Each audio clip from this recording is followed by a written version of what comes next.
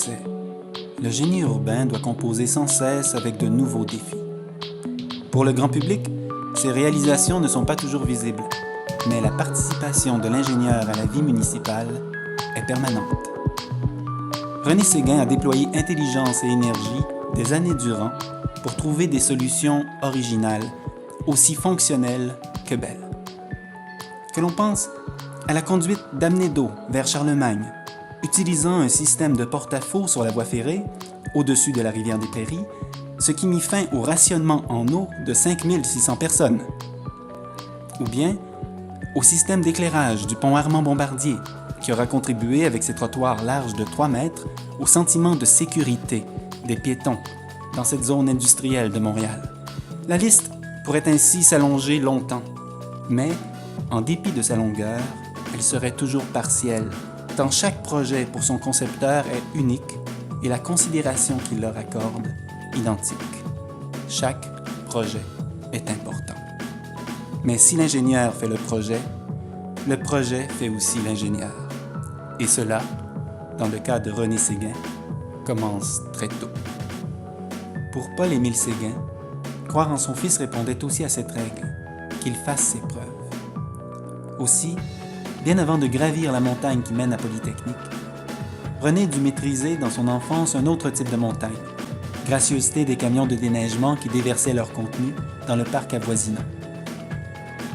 Né au début des années 40, il aura ainsi construit nombre de barrages et endigué la fonte des neiges de plusieurs printemps, avant de se lancer, avec la même détermination, dans ce qu'il convient d'appeler la vraie vie. Aux capacités d'analyse de son père, sa mère oppose, elle, un naturel plus intuitif. Alice a même ce don particulier de lire dans les feuilles de thé.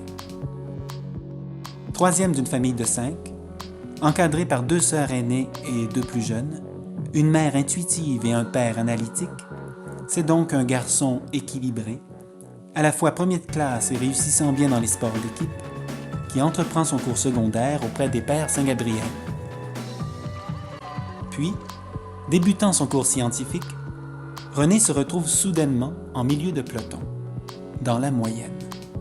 Il comprend vite que le talent ne suffit pas pour réussir et développe dès lors une méthode de travail plus systématique dont il tire parti jusqu'à Polytechnique. C'était une époque où la valeur accordée à un maître, un modèle, n'enlevait rien à l'estime de soi.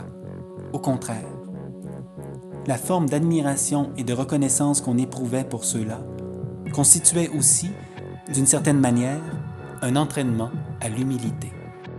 L'équilibre, maître mot, recouvrant autant les qualités structurales et esthétiques d'une réalisation que les qualités sportives et humaines d'un homme qu'on n'a probablement pas fini de découvrir.